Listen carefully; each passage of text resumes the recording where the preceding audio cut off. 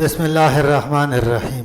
ابو بکر بن ابی دنیا رحمۃ اللہ علیہ اپنی سند کے ساتھ سفیان بن عینیہ رحمۃ اللہ علیہ سے بیان کرتے ہیں کہ حضرت عیسیٰ علیہ السلام کی ابلیس لعین سے ملاقات ہوئی تو ابلیس نے آپ کو کہا، اے عیسیٰ بن مریم علیہ السلام، تیری پرورش کا معاملہ اتنا عظمت والا ہے کہ تو نے ماں کی گود میں کلام کیا ہے اور تجھ سے پہلے اتنی عمر میں کسی نے گفتگو نہیں کی۔ فرمایا، ہاں، پرورش و ربوبیت اس ذات کی ہے جس نے مجھے قوت گویائی دی۔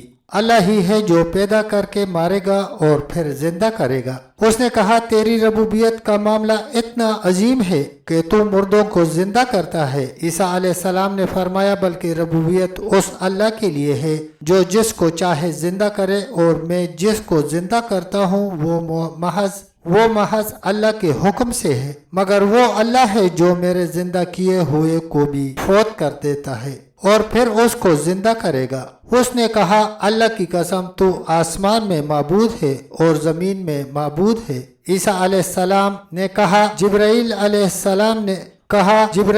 السلام نے اسے اپنے دونوں پروں کے ساتھ ایسا تمانچہ مارا کہ سورج کے سینگوں تک پہنچا دیا۔ پھر اس نے اپنے دونوں پروں کے ساتھ دوسرا تمانچہ مارا تو گرم چشمے کے قریب تک دھکیل دیا۔ پھر ایک اور تمانچہ مارا اور اسے ساتوں سمندر میں دنسا دیا۔ ایک روایت میں ہے کہ اسے ساتویں سمندر میں چلایا حتیٰ کہ اس نے کیچڑ کا مزہ چکھا۔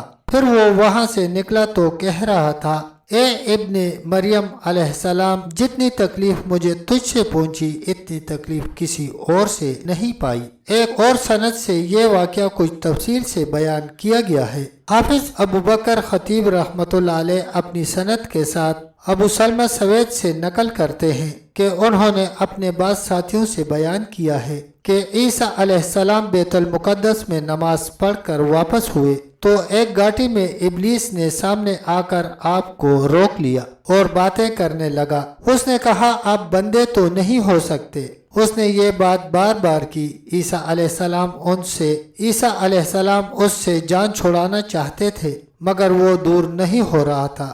ابلیس نے کہا، اے عیسیٰ علیہ السلام، آپ کی حیثیت بندے والی نہیں اور آپ کو بندہ کہنا آپ کے شایع نشان نہیں، اور آپ کو بندہ کہنا آپ کے شایع نشان بھی نہیں ہے۔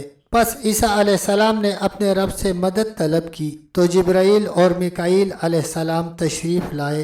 ابلیس لعین ان کو دیکھ کر رک گیا۔ جب ابلیس گھاٹی پر آپ کے ساتھ کھڑا رہا تو ان دونوں نے عیسیٰ علیہ السلام کو اپنے حلقے میں لے لیا اور جبرائیل علیہ السلام نے ابلیس کو اپنا ایک پر مار کر وادی میں پھینک دیا، مگر ابلیس پھر آ گیا اور سمجھا کہ ان کو اس کے سوا کسی چیز کا حکم نہیں دیا گیا۔ اس نے عیسیٰ علیہ السلام سے پھر بات کی کہ اے عیسیٰ علیہ السلام، میں آپ کو آگاہ کر چکا ہوں کہ بندہ ہونا آپ کے شایع نشان نہیں، آپ کا غصہ بندوں جیسا نہیں، اور آپ کے غصے کی وجہ سے میں نے کتنی تکلیف اٹھائی ہے۔ میں آپ کے فائدے کی بات کرتا ہوں کہ میں شیاطین کو حکم دیتا ہوں کہ وہ تیری فرمان برداری کریں۔ جب انسان دیکھیں گے کہ شیاطین بھی آپ کے مطیع و فرمان بردار ہیں تو وہ آپ کی عبادت کرنے لگ جائیں گے۔ میں یہ نہیں کہتا کہ آپ کے ساتھ اور کوئی معبود نہیں، البتہ یہ ضرور ہے کہ اللہ آسمان میں معبود ہے اور آپ زمین میں۔ جب عیسیٰ علیہ السلام نے یہ بات سنی تو آپ زور زور سے چیخ اٹھے اور اللہ سے مدد طلب کی تو فوراً اسرافیل علیہ السلام اترے۔